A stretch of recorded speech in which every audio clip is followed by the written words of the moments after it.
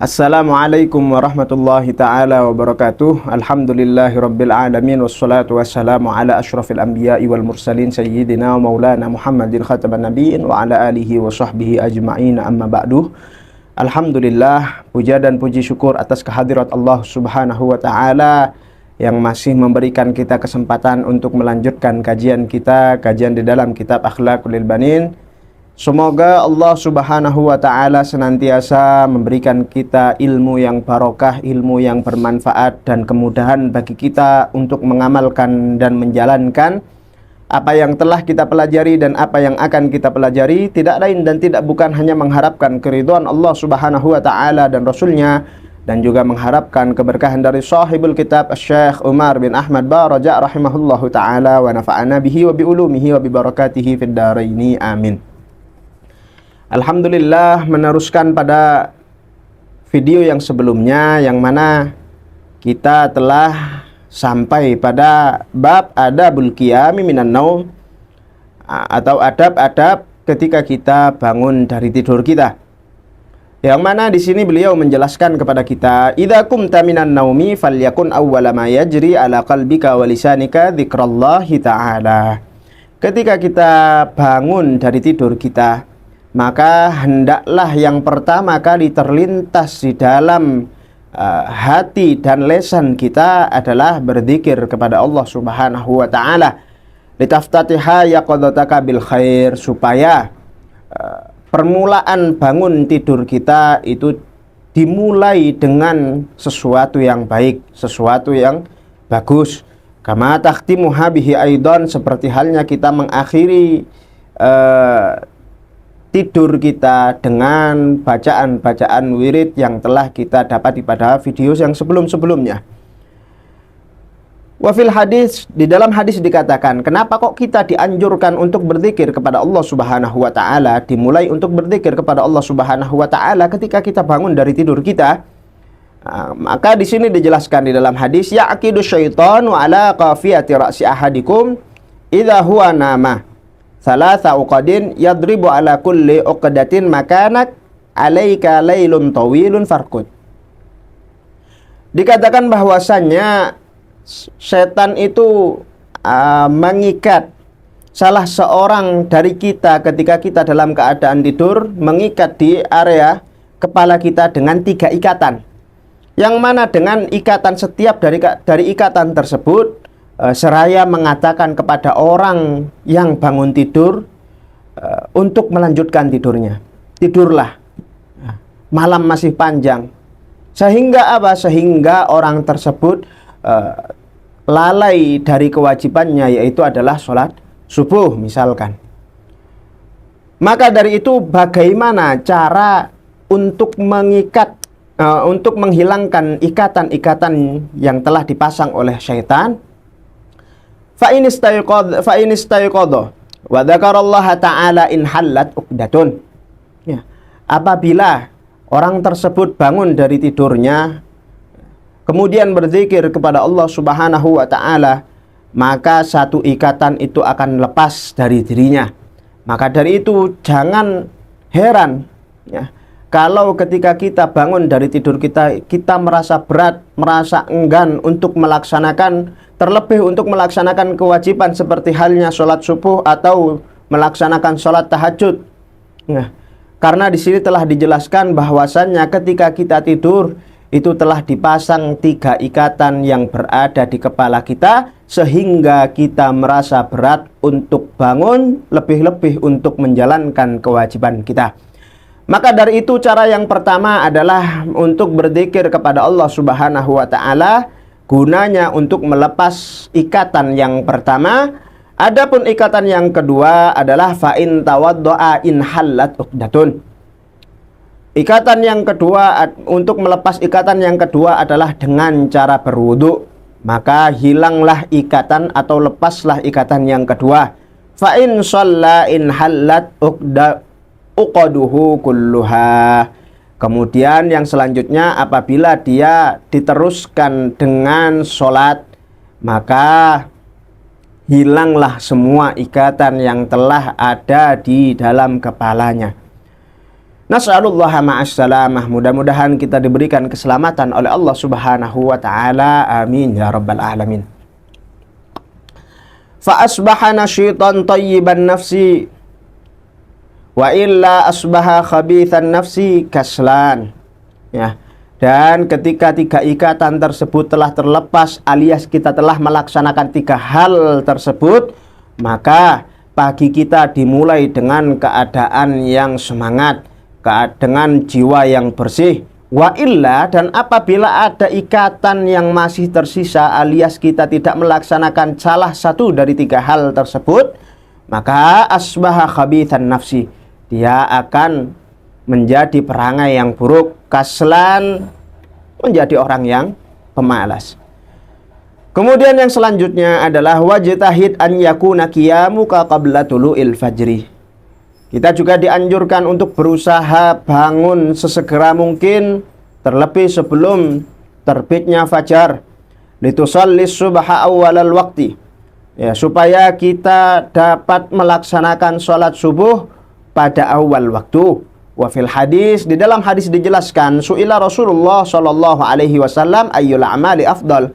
Ketika Kanjeng Nabi Muhammad sallallahu alaihi wasallam ditanya, apa amal yang paling baik, yang paling utama, yang paling bagus? Qala, maka beliau menjawab, as-sholatu li awwali waktiha, yaitu adalah perbuatan yang paling afdal itu adalah sholat di awal waktu. Wahdhar kullal hadri min an taquma mutaakhiran. Ya, maka di sini beliau mewanti-wanti kita supaya kita jangan sesekali bangun dalam keadaan akhir, alias bangun kesiangan. Fatakhirus sholati an waqtiha bila udrin sahihin minadz dzunubil kabair. Ya, maka mengakhirkan sholat daripada waktunya bila udrin sahihin, tanpa ada udur yang diperbolehkan, maka hal tersebut atau mengakhirkan sholat itu termasuk dalam kategori dosa yang besar. Mudah-mudahan kita semua termasuk orang yang dipermudah oleh Allah Subhanahu wa taala untuk mengerjakan sholat di awal waktunya. Qala ta'ala, maka di dalam firman Allah Subhanahu wa taala, fawailul lil musallin alladzina hum an sholatihim sahun. Maka celakalah bagi orang-orang yang lalai akan sholatnya, alladzina hum an sholatihim sahun, yang mana mereka termasuk dalam kategori orang-orang yang lalai di dalam sholatnya. Qala Nabi sallallahu alaihi wasallam, maka di sini Kanjeng Nabi Muhammad sallallahu alaihi wasallam bersabda akan makna daripada ayat tersebut, humul ladzina yuakhiruna sholata an waqtiha. Mereka lah orang-orang yang sholat di luar waktunya atau mengakhirkan sholat dari waktunya, keluar dari waktunya. Wa warada aidan anna rajulan dzukira indan Nabi sallallahu alaihi wasallam faqila ma zalana iman hatta asbaha ma qama ila shalah. Ketika ada juga suatu riwayat mengatakan bahwasannya ada seseorang lelaki yang diadukan kepada Kanjeng Nabi Muhammad sallallahu alaihi wasallam, dan diadukan kepada Kanjeng Nabi Muhammad sallallahu alaihi wasallam bahwasanya seseorang tadi itu masih dalam keadaan tidur, hatta asbaha maqama ila shalah, sampai pagi pun dia masih belum menunaikan sholat alias kesiangan. Faqala bala syaitanu fi udhunih, maka Kanjeng Nabi Muhammad sallallahu alaihi wasallam menjawab, dia telah dikencingi, telinganya telah dikencingi oleh setan. Nas'alullah ma'as salamah, mudah-mudahan kita diselamatkan oleh Allah Subhanahu wa taala. Wa man kana kadzalik faqad sara la ya'yi syai'an minal khair. Maka dikatakan barang siapa yang terkena akan hal tersebut alias telah dikencingi oleh setan, tidur kesiangan sampai apa? Sampai dia masih belum melaksanakan sholat subuh, la ya'i syai'an minal khairi, dia tidak akan menerima kebaikan. Wala tu'athiru fihi mau'idhah, dan nasihat model apapun dia tidak akan terpengaruh dengan nasihat tersebut. Wa yusannu inda qiyamika minan naumi antasta'mila as-siwak. Disunnahkan juga ketika kita bangun daripada tidur kita untuk menggunakan siwak, atau kita juga apabila kita tidak terbiasa dengan menggunakan siwak, maka sebagai pengganti juga diperbolehkan mendapatkan kesunahan, pahala kesunahan dengan menggunakan sikat gigi. Tsumma taqra hadhil adiyah. Kemudian inilah doa yang dianjurkan ketika kita bangun tidur. Yang mana doanya adalah alhamdulillahilladzi ahyana ba'dama amatana wa ilaihin nusyur. Segala puji bagi Allah Subhanahu wa taala yang telah membangkitkan kami dari kematian kami, yaitu adalah tidur, wa ilaihin nusyur, dan kepadanya kami akan dibangkitkan. Alhamdulillahilladzi radda ala ruhi wa afani. Ya, kami ulangi secara perlahan. Alhamdulillahilladzi radda ala ruhi wa afani fi jasadi wa adzinali bidzikrih. Segala puji bagi Allah Subhanahu wa taala yang telah mengembalikan ruhku, wa afani, dan memberikan kesehatan di dalam tubuhku, wa adzinali bidzikrih, dan telah memberikan izin untuk berzikir kepada Allah Subhanahu wa taala. Maka dari sini kita mengetahui bahwasanya kita yang sering berzikir kepada Allah Subhanahu wa taala itu merupakan izin dari Allah Subhanahu wa taala yang telah mengizinkan kepada kita untuk berzikir kepada Allah Subhanahu wa taala. Dan jangan sesekali bagi kita untuk menjawab atau mengatakan, "Oh, saya sedang malas untuk berzikir kepada Allah. Saya malas untuk zikir atau melaksanakan membaca wirid." Maka ketahuilah itu bukanlah kita yang malas, melainkan Allah lah yang tidak mengizinkan untuk menyebut nama sucinya Allah Subhanahu wa taala. Mudah-mudahan kita semua termasuk dalam kategori orang-orang yang dipermudahkan untuk melafadzkan zikir kepada Allah Subhanahu wa taala. Amin ya rabbal alamin. Kemudian doa yang selanjutnya adalah alhamdulillahilladzi khalaqan nauma wal yaqadhah. Segala puji bagi Allah Subhanahu wa taala yang telah menciptakan tidur dan bangun. Alhamdulillahilladzi ba'atsani saliman sawiyan. Asyhadu annallaha yuhyil mauta wa huwa ala kulli syai'in qadir. La ilaha illallah wahdahu la syarikalah. Lahul mulku wa lahul hamdu wa huwa ala kulli syai'in qadir. Subhanallah walhamdulillah wa la ilaha illallah wallahu akbar wa la hawla wa la quwwata illa billahil aliyyil azim. La ilaha illa anta subhanakallahumma wa bihamdik astaghfiruka lidambi wa as'aluka rahmataka rabbi zidni ilma wala tuzigh qalbi ba'da hadaitani wa hab li min ladunka rahmah innaka antal wahhab. Ya. Tsumma tandur, kemudian kita dianjurkan untuk melihat setelah kita membaca dengan doa-doa tersebut, kita juga dianjurkan untuk melihat ke langit. Maksudnya ke langit tidak harus kita keluar dengan menatap langit, akan tetapi kita cukup dengan menengok ke atas, menoleh ke atas dengan mengucapkan atau membaca akhir surat daripada Ali Imran, yaitu adalah inna fi khalqis samawati wal ardi wa ikhtilafil laili wan nahari la ayatil liulil albab ila akhir surah, sampai pada akhir suratnya. Wa idza lam tahfad, apabila kita tidak hafal akan doa-doa tersebut atau ayat-ayat tersebut, fala ba'sa an taqra'aha nadharan. Ya, maka diperbolehkan bagi kita untuk membaca doa-doa tersebut atau ayat-ayat tersebut dengan cara melihatnya. Ya, kita tulis doa-doa apa saja tadi, ayat yang mana saja tadi, ya, kita tempelkan di tembok kamar kita. Dan kita usahakan untuk mengamalkan apa yang telah kita dapatkan pada video kali ini. Ya. Maka ketahuilah seperti yang kami sampaikan pada video yang sebelumnya, hal ini merupakan awalnya adalah suatu paksaan. Nah, yang mana paksaan kita memaksa diri kita untuk menjalankan sunnahnya Kanjeng Nabi Muhammad SAW. Apa saja yang telah dianjurkan. Terlebih pada saat ini kita membahas tentang adab etika ketika kita bangun tidur. Oh, kita dianjurkan untuk membaca ini.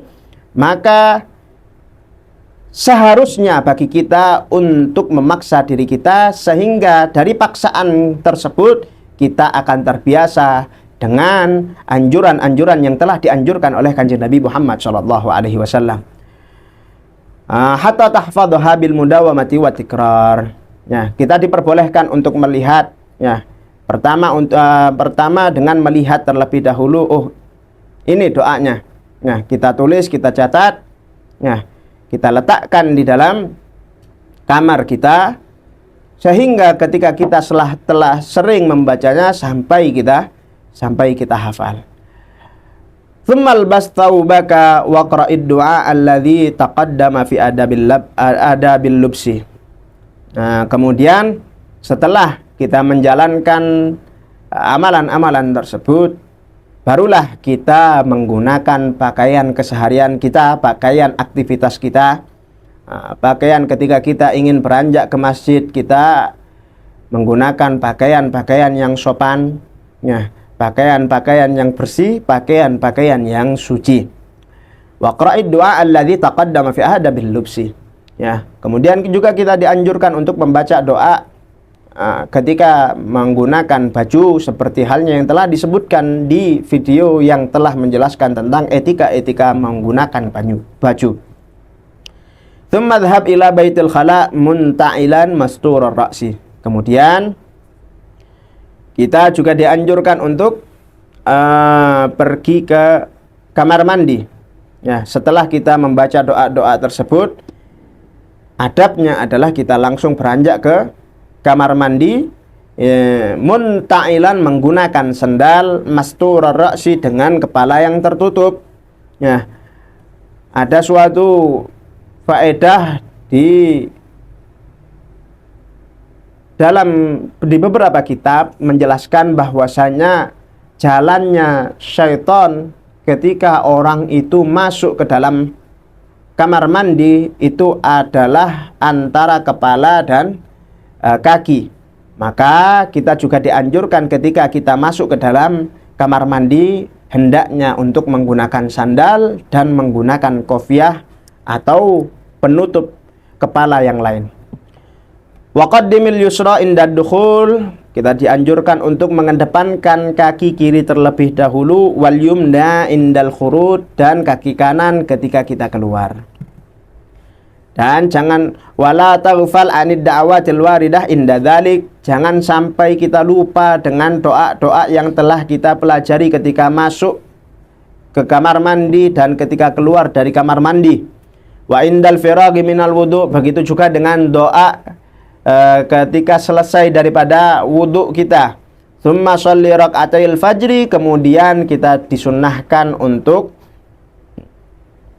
sholat 2 rakaat sebelum subuh. Nah, wanwi bihima aidan sunnatal wudu. Ya, kita juga diperbolehkan untuk menggabung sholat sunnah qabliyah subhi dengan apa? Dengan sholat sunnah wudu. Ya. Wa ba'da dzalika iqra' doa al-fajri kama warada fil hadis. Ya. Dan juga kita dianjurkan untuk membaca doa fajar kama warada fil hadis, seperti halnya yang telah disebutkan di dalam hadis, diriwayatkan di dalam hadis. Wa awwaluhu, dan doa tersebut dimulai dengan Allahumma inni as'aluka rahmatan min indika, dan selanjutnya tsumma sholli subhi jama'atan, jangan sampai kita lalai untuk sholat berjamaah pada waktu subuh. Ya. Wa ba'daha iqra'il wirdil latif asy-syahir lil Habib Abdullah Al-Haddad radhiyallahu anhu. Kemudian selanjutnya adalah kita juga dianjurkan untuk membaca Ratibul Haddad. Nah, wirdul latif, membaca wirdul latif asy-syahir lil Habib Abdullah Al-Haddad radhiyallahu anhu. Yang mana Wirdul Latif ini yang dikarang oleh Al-Imam Al-Haddad Al-Imam Abdullah bin Alawi Al-Haddad. Wa qad jama'ahu minal ahaditsis shahihah. Ya. Karena wirid tersebut atau Wirdul Latif tadi itu telah dikumpulkan dari hadis-hadis yang sahih, fahafidh alaih.